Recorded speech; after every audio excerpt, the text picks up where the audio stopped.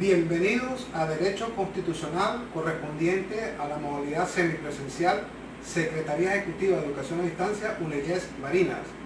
Nosotros pertenecemos a la sección número 2 y el equipo va a desarrollar el tema denominado el poder público.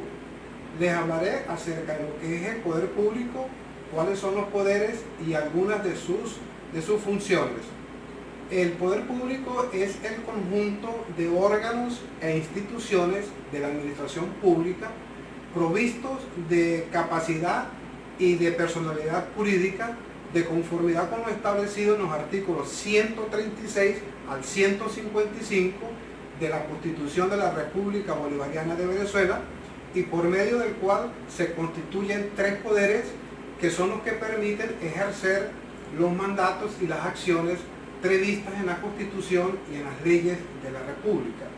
En el presente cuadro sinóptico podemos ver los tres poderes en forma vertical: el poder nacional, establecido de conformidad con los artículos del 156 al 158, y ejerce a través de 5 poderes las políticas nacionales, como son el poder ejecutivo, el poder legislativo, el poder judicial, el poder ciudadano y el poder electoral. En la segunda posición, descendente, se encuentra el poder estatal, de conformidad con lo establecido de los artículos 159 al 172, y está representado por el gobernador y el Consejo Legislativo. El poder municipal, de conformidad con lo establecido en los artículos 168 al 184, y está representado por el alcalde y por el Consejo Municipal. En la siguiente presentación podemos ver los 5 poderes en forma horizontal, los 5 poderes que forman parte del poder nacional, y ellos son el presidente de la República, el poder ejecutivo, el vicepresidente, su gabinete, el poder legislativo representado por la Asamblea Nacional, el poder judicial por el TSJ, el poder ciudadano por el Consejo Moral Republicano y el poder electoral por el CNE. Seguidamente les voy a hablar acerca de esos tres poderes y de algunas de sus atribuciones. El poder nacional es el poder que permite ejercer todas las políticas a nivel nacional y se ejercen sobre todos los estados de la República.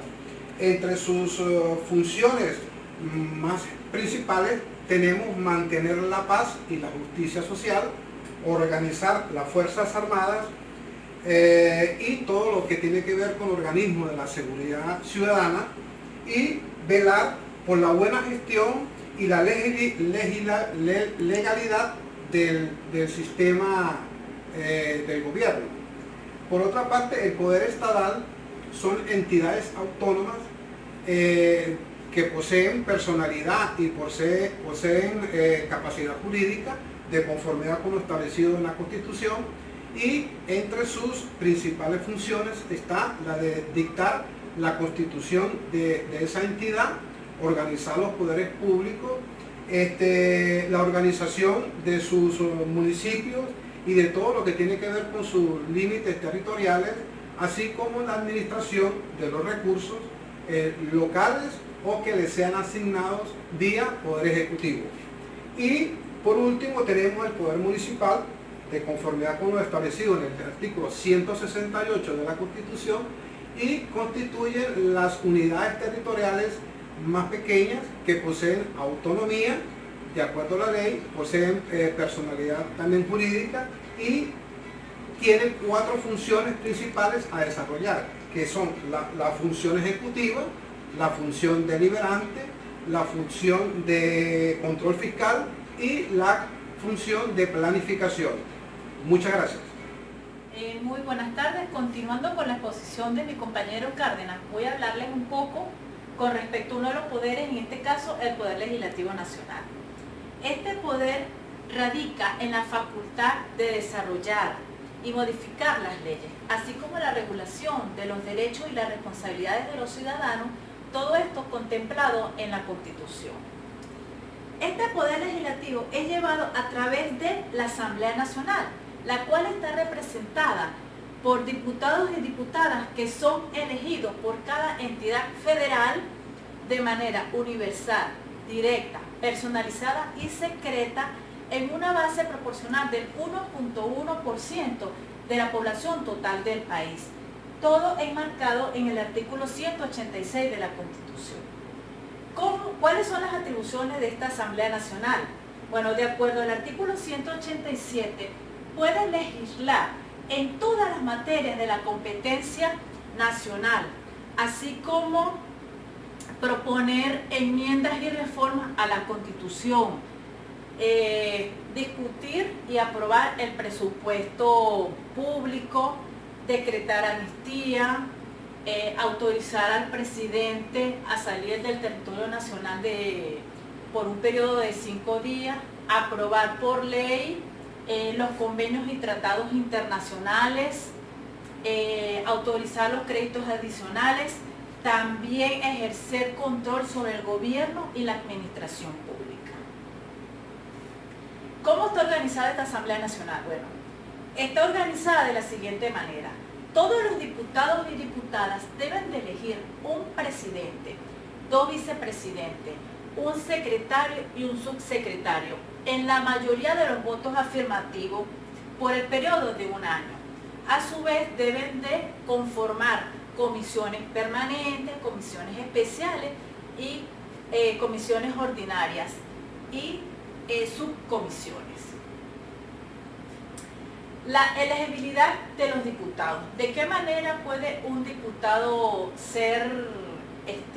optar para el mismo? Bueno, debe ser venezolano por nacimiento, venezolano por naturalización, que haya residido 15 años en el territorio venezolano. Debe tener mayor de 21 años y haber residido por lo menos por 4 años consecutivos en la entidad, justamente en fechas antes de las elecciones. La prerrogativa de estos diputados. Bueno, todos los diputados y diputadas tienen ciertas prerrogativas y además privilegios y beneficios por el simple hecho de pertenecer a la Asamblea Nacional. Como dentro de estas prerrogativas podemos decir que tienen la opción de tener el pasaporte diplomático, ordinarios y especiales, de servicios y especiales, así como de ejercer sus funciones parlamentarias en un ambiente sano, tener protección a su integridad física. Además de eso, recibir apoyo de comisiones de investigaciones, de cuerpos técnicos, todo esto perteneciente a la Asamblea Nacional. Y de acuerdo al artículo 200 de la Constitución, todos diputados y diputadas gozan de inmunidad parlamentaria en el ejercicio de sus funciones desde el momento que es su proclamación hasta la conclusión en el periodo correspondiente, o al menos que exista la renuncia del mismo. ¿Cómo está la formación de las leyes? Bueno, de acuerdo a la Constitución venezolana, la Asamblea Nacional puede dictar leyes. De acuerdo al artículo 203, podemos decir que estas leyes son leyes especiales, leyes de base de desarrollo, leyes habilitantes. Una vez que son dictadas estas leyes, las mismas pasan por un proceso de estudio, de revisión, para luego ser aprobadas en plenaria por la Asamblea Nacional. Muchas gracias. Les envío un fraternal saludo a todo el público espectador.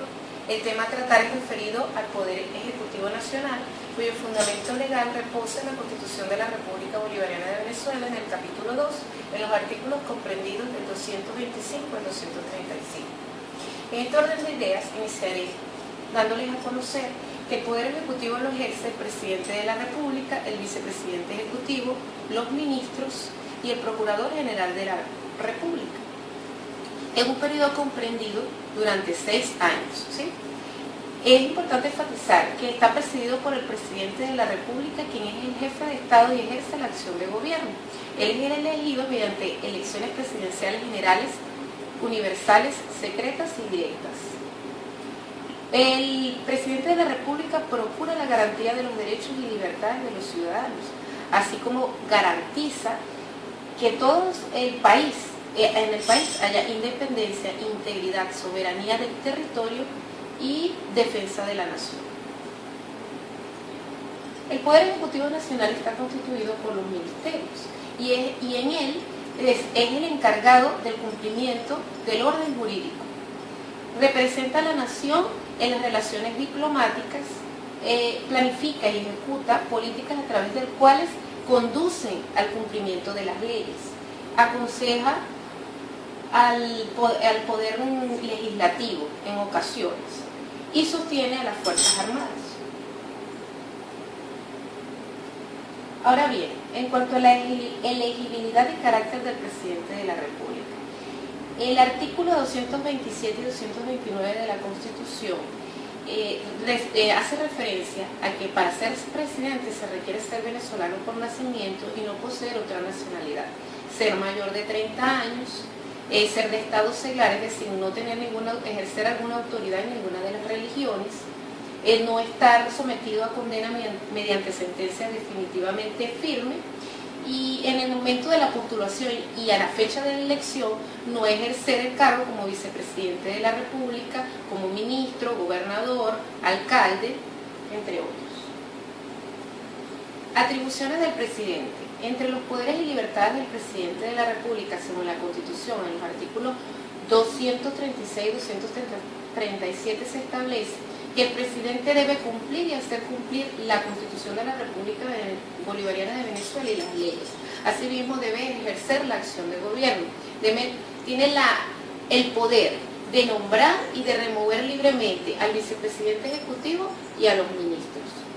Él puede declarar estado de excepción cuando es necesario y restricción de las garantías. Convoca y preside el Consejo de Defensa de la Nación. Este, según el artículo 323 de la Constitución, es el mayor órgano de consulta en lo que es la planificación y asesoría del poder público, en la temática referida a la defensa, integridad, independencia y soberanía de la nación y de su territorio. El presidente ejecutivo también, el presidente del Estado también puede dirigir las relaciones exteriores, debe dirigir las relaciones exteriores de la República y celebrar y ratificar tratados, solicitar los empréstitos para cubrir las necesidades del presupuesto nacional.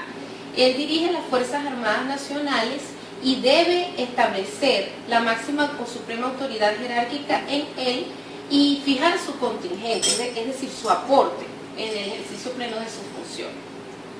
Con respecto a la ausencia del presidente, también la Constitución establece en el artículo 234 respecto a las faltas temporales, que una vez que el presidente se puede ausentar por 90 días continuos y es el vicepresidente ejecutivo quien va a cumplir con las funciones de la presidencia de la República. Y de ser necesario, esto se puede prorrogar 90 días continuos más, pero la Asamblea Nacional debe aprobarlo, o bien de tener que extenderse este periodo de lapso, puede también decretar una falta absoluta. Respecto a las faltas absolutas, el artículo 233 de la Constitución establece que son consideradas faltas absolutas la muerte, renuncia o destitución del presidente de la República mediante una sentencia emitida por el Tribunal Supremo de Justicia. O bien también se considera una falta absoluta la incapacidad física o mental permanente del presidente, pero debe ser certificada por una junta médica que debe ser sugerida por el Tribunal Supremo de la Justicia y aprobada por la Asamblea Nacional. El abandono del cargo también es una falta absoluta, o la revocación popular del presidente, pero esta debe ser sentenciada o debe ser ratificada por la Asamblea Nacional. En este orden de ideas es importante enfatizar que cuando una falta absoluta se cumple antes de que asuma la presidencia el presidente, se debe convocar elecciones presidenciales secretas, universales y directas durante los 30 días continuos. Y quien asume la presidencia mientras asume el nuevo presidente electo es el presidente de la Asamblea Nacional. Sin embargo, cuando la falta absoluta ocurre durante los 4 primeros años del periodo presidencial, El vicepresidente ejecutivo es el que va a cumplir la acción o el que va a cumplir como presidente de la República. Y se debe convocar a elecciones también durante los 30 días continuos, ¿sí? Y él asume mientras el nuevo presidente toma el poder. Pero cuando ocurre durante los 2 últimos años del periodo presidencial, el vicepresidente ejecutivo asume la presidencia hasta terminar el periodo presidencial de los 6 años que contempla la ley. Ahora bien, referida a las atribuciones del presidente de la República, la Constitución de la República Bolivariana de Venezuela, promulgada en 1999, establece en los artículos 239 que son atribuciones del vicepresidente ejecutivo colaborar con el presidente en la dirección de la acción de gobierno, dirigir el Consejo de Estado, dirigir cuando es necesario en ausencia del presidente el Consejo de Ministros, coordinar la Administración Pública Nacional y nombrar y remover, o sea, aconsejar al presidente en el nombramiento y remoción de algunos ministros o de los ministros que sea necesario. Referido al ministro y al Consejo de Ministros, se puede decir que los ministros son cargos que nombra el presidente, ¿sí? Y son órganos directos del presidente de la República, quienes coayudan en la acción de gobierno del presidente de la República. Estos ministros, en conjunto con el vicepresidente ejecutivo y el Procurador General de la República, conforman el Consejo de Ministros, donde se presentan y se toman decisiones en torno a la defensa, integridad del territorio, entre otros temas ya mencionados anteriormente. En este, el Procurador General de la República tiene voz, mas no tiene voto. Ahora bien, la finalidad fundamental del Consejo de Ministros está en torno a la aprobación de políticas generales que conducen a la defensa e integridad del territorio, a la planificación, organización, dirección y control de políticas de la nación. Consejo de Estado. El Consejo de Estado es el mayor órgano de consulta en lo que se refiere a la Administración Pública Nacional, y esta es dirigida por el vicepresidente ejecutivo y también está conformada por 5 integrantes que pueden estar designados por el presidente de la República, o bien puede ser un representante de la Asamblea Nacional, un representante del Tribunal Supremo de Justicia y un representante designado por los gobernadores del Estado. El Poder Judicial. El Poder Judicial está constituido dentro de la Constitución de la República Bolivariana de Venezuela.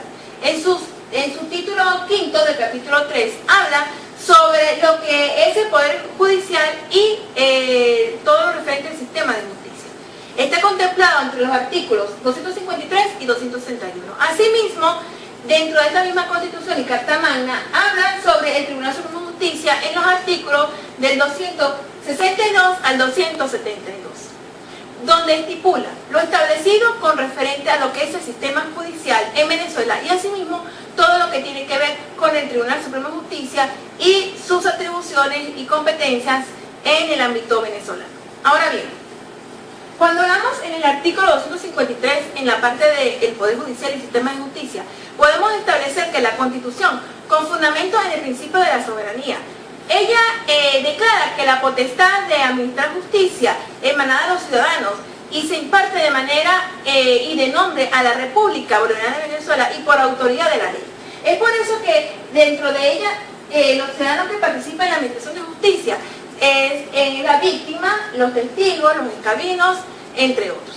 Ahora bien, cuando hablamos también de la participación en este sistema de justicia, están los órganos auxiliares, así como también podemos decir que se encuentra el Tribunal Supremo de Justicia y demás tribunales, el Ministerio Público, la Defensoría Pública, los órganos de investigación penal, los auxiliares de funcionamiento de justicia, el sistema penitenciario, los medios de alternativos de justicia, entre otros, como así también abogados autorizados para el ejercicio de esta función. Por otra parte, se incorpora el sistema de justicia, los medios alternativos para la solución de controversia, tales como el arbitraje, la mediación, la conciliación, todo ello con el objeto que el Estado lo fomente y promueva sin perjuicio, y asimismo tener las actividades en tal sentido que puedan desarrollarse de una manera más eficaz en cuanto a academias universitarias y cámaras de comercio y la sociedad civil en general.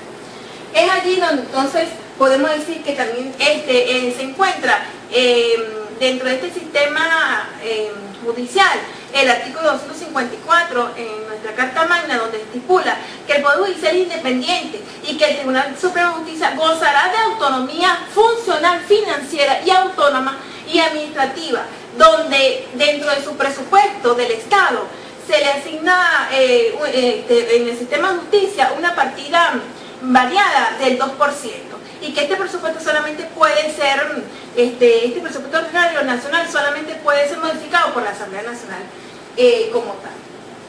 Ahora bien, en el artículo 256 habla sobre la finalidad de garantizar toda la que es la imparcialidad y la independencia del ejercicio de sus funciones en cuanto a los magistrados, magistradas, juezas y juezas, y donde ellos deben ocupar su respectivo cargo sin ningún activismo político, solamente salvo a ejercer su voto. Asimismo, establece también nuestra Constitución lo que se refiere al TCJ, el cual contempla desde el 262, 263 hasta la 266. Allí ellos hablan y estipulan todo lo referente a lo que es el Tribunal Supremo de Justicia. En esta hablamos sobre la sala plena, en el artículo 262, donde indica que la sala plena está conformada por 6 salas o instancias, las cuales se dividen en su trabajo y según su competencia estas salas. Estas salas son la sala constitucional, la sala electoral, la sala político-administrativa, así como la sala de casación civil, sala de casación penal y sala de casación social. En el artículo 263 están los requisitos que se debe o que se requiere para ser magistrado o magistrada.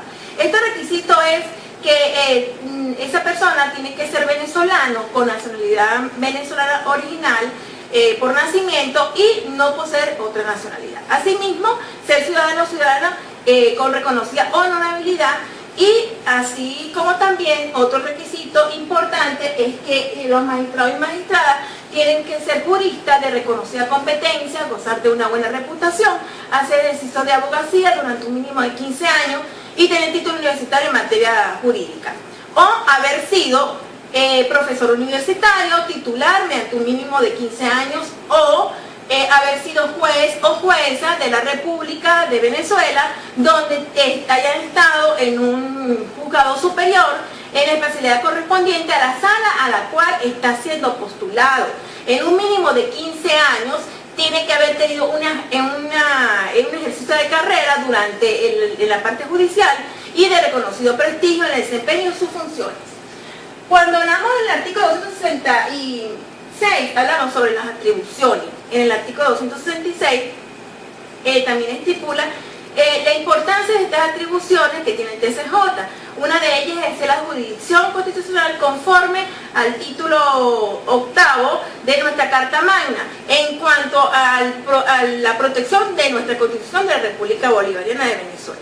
Se declara si hay o no un mérito para el enjuiciamiento del presidente de la República, y en caso de ser afirmativo, continuar conociendo la causa mientras que la Asamblea Nacional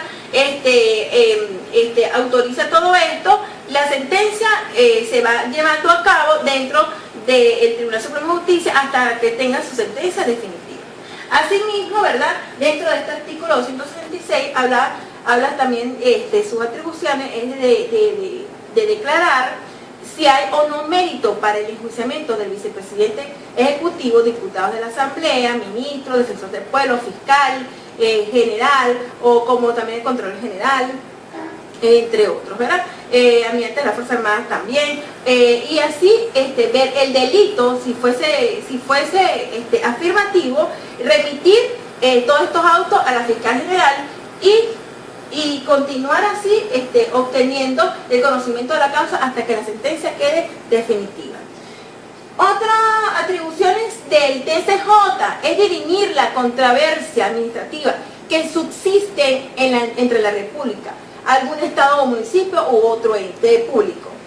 Otra atribución también es conocer los recursos de interpretación sobre el contenido y alcance de textos legales que se hayan contemplado en la ley.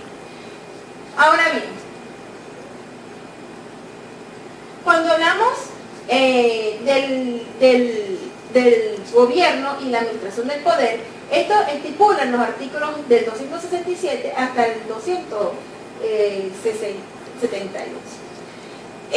Aquí, ¿verdad?, vamos a dar a conocer 4 artículos importantes, a mi parecer, que sería el artículo 267, que corresponde a la inspección de vigilancia de los tribunales de la República y de la Defensoría Pública. Este es cuando se da todas aquellas inspecciones y vigilancia a todos los entes del sistema judicial, así como en este caso a los tribunales que tengan competencia y así obtener todo lo que es correspondiente a lo que es la vigilancia de los tribunales de la República Bolivariana de Venezuela. En 268, la ley estableció la autonomía y organización de funcionamiento y disciplina del Servicio de Defensa Pública. En esta quiere decir que la autonomía y organización de funcionamiento tiene que ser hacia la defensa pública. En este caso, en el artículo 269, la ley regula a organizaciones y circuitos judiciales. Aquí estipula en el 269 que la creación de sus competencias de los tribunales y cortes regionales a fin de promover la descentralización administrativa y jurisdiccional del Poder Judicial. Es por eso que la ley regula esta organización de circuitos judiciales. Está el circuito judicial penal, está el circuito judicial laboral, está el circuito judicial civil, para que cada quien tenga su competencia y asimismo poder llevar a cabo toda esa trabajo jurisdiccional, pero ya sería descentralizado y administrativamente dentro del país o del Estado. Cuando hablamos del artículo 272, hablamos del Estado que garantiza un sistema penitenciario y respeto a los derechos humanos. Tenemos aquí, ¿verdad?, que el Estado debe de garantizar de que se asegure la rehabilitación del interno o procesado y el respeto de los derechos humanos para cada uno de ellos. Siguiendo en este orden de ideas, vamos a hablar del poder ciudadano, que está dentro de los 5 poderes contemplados en nuestra Constitución y en nuestro Estado venezolano. En el artículo 273 de la Constitución de la República Bolivariana de Venezuela nos habla que el poder ciudadano se ejerce a través del Consejo Moral Republicano, que a su vez está integrado por el fiscal general, por el Contralor General de la República y por el defensor del pueblo o defensora del pueblo. En este sentido, los órganos que ejercen el poder ciudadano son el Ministerio Público, la Defensoría del Pueblo y la Contraloría General de la República. Es importante resaltar que el poder ciudadano es independiente y además sus órganos gozan de autonomía funcional, financiera y administrativa. Para ello, anualmente se le dispone el presupuesto anual al Poder Ciudadano de manera que pueda en la práctica, en la aplicabilidad de su política, actuar de manera autónoma e independiente. Asimismo, el Poder Ciudadano contempla su estructura y funciones, atribuciones dentro de la Constitución de la República Bolivariana de Venezuela. Ahora bien, el Consejo Moral Republicano, que es el órgano, ¿verdad?, que ejerce el Poder Ciudadano y su estructura. La estructura que tiene el Consejo Moral Republicano es que lo integran, ya habían dicho anteriormente, el defensor del pueblo, defensora del pueblo, el fiscal general y el contralor de la República. Y por supuesto, ellos son los que dirigen los órganos que hacen vida en el Consejo Moral Republicano. Pero es muy importante destacar que este Consejo Moral Republicano opera en la tutela del ámbito, en los intereses públicos, o sea, su tutela de operación, de aplicación de la política es en el ámbito de los intereses públicos, ya que se encarga, por supuesto, de las garantías constitucionales y los derechos constitucionales de los ciudadanas y ciudadanos. Así bien, el Consejo Moral Republicano tiene atribuciones que son planteadas en el artículo 274 de la Constitución de la República Bolivariana de Venezuela, que nos habla principalmente de prevenir, investigar y sancionar todos los hechos que atenten contra la ética pública y la moral administrativa. Así también tenemos otra de sus atribuciones, como lo es velar por la buena gestión y la legalidad en el uso del patrimonio público y el cumplimiento y aplicación del principio de legalidad en lo que respecta a la actividad del Estado. Así también tiene como responsabilidad y atribución promover la educación como proceso creador de la ciudadanía, así como también de la solidaridad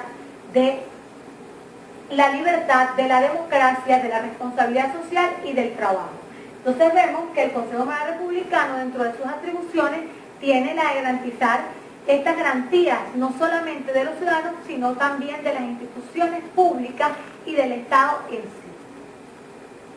La Defensoría del Pueblo, que es uno de los órganos que están dentro de este poder ciudadano, que ejerce el poder ciudadano, nos habla en el artículo 280 que la Defensoría del Pueblo tiene a su cargo la promoción, defensa y vigilancia de las garantías y derechos establecidos en la Constitución de la República Bolivariana de Venezuela y en los tratados que se han firmado dentro de los derechos, de los derechos humanos. Además, tiene la atribución y la responsabilidad de garantizar los derechos legítimos, colectivos y difusos de los ciudadanos y las ciudadanas. Por tanto, la Defensoría del Pueblo está bajo la dirección del defensor o defensora del pueblo, que será electo, ¿verdad?, bajo unos parámetros y tiene un periodo de 7 años. En este sentido, cuando hablamos de la Defensoría del Pueblo, estamos hablando de un órgano que garantiza esos derechos de los ciudadanos y las ciudadanas contemplados en todos los tratados también que hemos firmado como República Bolivariana de Venezuela y que por tanto ya en la práctica de haberlo firmado tenemos que cumplirlo dentro del Estado para garantizar la estabilidad social y por supuesto la garantía del Estado de Derecho y de justicia. En este orden de ideas, otro de los órganos que es perteneciente al Poder Ciudadano es el Ministerio Público, que en el artículo 284 de la Constitución de la República Bolivariana de Venezuela nos dice que estará bajo la dirección del fiscal o la fiscal general de la República y que sus atribuciones las ejercerá directamente con el auxilio de los funcionarios o funcionarias que disponga la ley. En este sentido, el Ministerio Público tiene unas atribuciones establecidas en la ley, en la Constitución de la República Bolivariana de Venezuela, en su artículo 285. Los principales son garantizar que en los procesos judiciales exista el respeto a los derechos y garantías constitucionales. Asimismo, el respeto a los convenios, tratados y acuerdos que haya establecido nuestro Estado, nuestro país como república. Lo segundo es garantizar la celeridad y la buena marcha de la administración de justicia, el juicio previo y el debido proceso. Y la tercera de las principales es ejercer en nombre del Estado la acción penal en los casos en que para intentar o perseguirla no fuera necesario la instancia de parte, salvo las excepciones que establezca la ley. En este caso entonces hablamos de un Ministerio Público como un órgano que ejerce dentro del poder ciudadano y que da garantía del debido proceso, da garantía, por supuesto, del área que tiene que ver con la administración de justicia.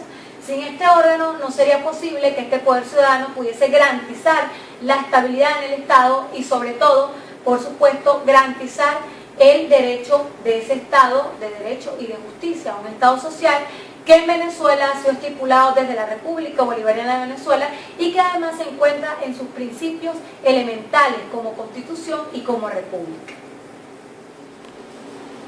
Ahora bien, venimos hablando de lo que es el poder público como tal.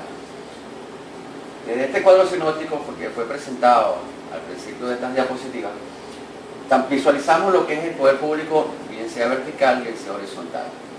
Lo visualizamos, para retomar un poco de ello, de dónde venimos, el poder nacional, poder estatal, local. Esta es una forma vertical. Ahora lo vamos a visualizar horizontal, que es los poderes públicos en Venezuela. Estamos hablando del ejecutivo, legislativo, judicial, ciudadano y electoral. En este caso el electoral tiene mucho que ver con el Consejo Nacional Electoral. Pero para hablar de ello debemos, primero que nada, ver los principios desde la Constitución de la República Bolivariana de Venezuela, cómo lo presenta ese poder electoral. Ese poder electoral, con esos principios fundamentales, lo visualiza desde el Estado, desde el gobierno, desde su eje territorial o entidades políticas, en este caso que son los gobiernos estatales, siempre, ellos lo visualizan que siempre serán democráticos, participativos, electos, descentralizados, y de alguna manera tendrán forma para ser revocados. Entonces, estos principios fundamentales son como la parte del eje transversal del poder electoral. Este poder electoral, a través de la Constitución de la República Bolivariana de Venezuela, está enfocado específicamente en unos artículos, desde el artículo 292 al artículo 298. Este artículo 292 especifica sobre el poder electoral que lo ejerce como un ente rector y como organismo subordinado a él. Allí se presenta que la Junta Electoral Nacional y Comisión de Participación Política y Financiera está presente en este grupo. Bueno, aquí lo tenemos en la diapositiva. El Consejo Nacional Electoral como ente rector, como organismos subordinados a este estarán la Junta Electoral Nacional, la Comisión de Registro Civil y Electoral, las comisiones de participación política y financiera, con las organizaciones de funcionamiento que establecen la ley orgánica específica. Esto quiere decir que hoy hablamos del día de hoy, se realizaron unas elecciones electorales enfocadas a las gobernaciones y se descentralizaron estas elecciones. De esa manera el poder electoral lo visualiza desde ahí. Dentro de las funciones de lo que tiene el poder electoral, podemos ver que desde su artículo 293 de la Constitución de la República Bolivariana de Venezuela, tiene funciones como reglamentar las leyes electorales, tiene formular su presupuesto, el cual va a tramitar para el periodo como tal, emitir directivas vinculantes en materia de financiamiento y publicidad pública electoral, que tiene que ver con los partidos políticos que de alguna manera van a estar allí presentes, aplicar sanciones de las cuales pueden incurrir estos entes políticos como los partidos políticos que postulan a futuros gobernadores allí. Existe también desde ese mismo artículo 293 lo que llamamos el referéndum, donde de alguna manera ya se ha aplicado en Venezuela, ya tenemos experiencia en Venezuela, pero debemos facultarlo y ejercerlo a través del poder electoral, en este caso por el Consejo Nacional Electoral. El artículo 294 del poder electoral habla de los órganos que son independientes, que tienen autonomía funcional y presupuestaria, desde la despartización de los órganos electorales. También mencionamos el 295, que es el Comité de Postulaciones Electorales. Este Comité de Postulaciones Electorales de candidatos o candidatas son los integrantes del Consejo Nacional Electoral, de los diferentes sectores de la sociedad, de conformidad con lo que está establecido en la ley. El 296 del Consejo Nacional Electoral, estamos hablando de los artículos de la República Bolivariana de Venezuela, estará integrado por 5 personas. Este Consejo Electoral está conformado por 5 personas, que no están vinculadas a organizaciones con fines políticos. 3 de ellos, de alguna manera, o de ellas, serán postulados por la sociedad civil. 1 o una por las facultades de ciencias jurídicas y políticas de las universidades nacionales, y 1 por el Poder Nacional. De esta manera se conforman los integrantes del Consejo Nacional Electoral.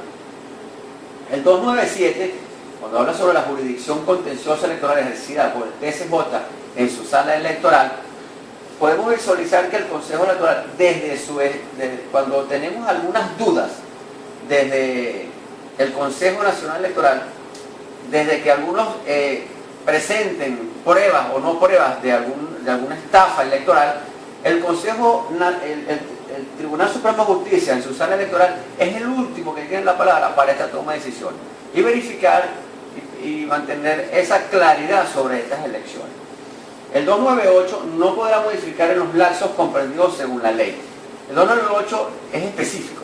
Él dice que se regulan los procesos electorales y no podrá modificarse en forma alguna en el lapso comprendido entre el día de la elección y los 6 meses inmediatamente anteriores a la misma.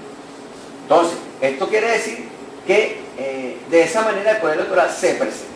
Con esto, de alguna manera, ya hemos culminado con esta exposición que tiene que ver con el poder electoral. Dándole gracias a ustedes por compartir esta información y espero que les sirva de algo en el nivel académico y jurídico.